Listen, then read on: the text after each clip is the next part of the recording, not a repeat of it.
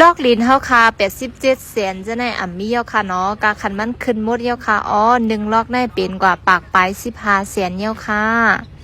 ย้อนสั่งเลยกาคันมันขึ้นกว่าล่ะเพราะว่าในจึงแต่เอาวันที่17ในกว่าในเฮาค่ะตีสื่อ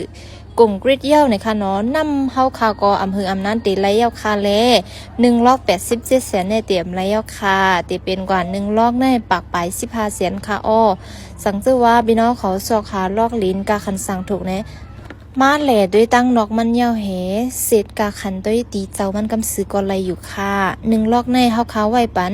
ตั้งกวางมันใน50-70ค่ะอ้อเส้นตั้งไว้ปัน30ปีค่ะ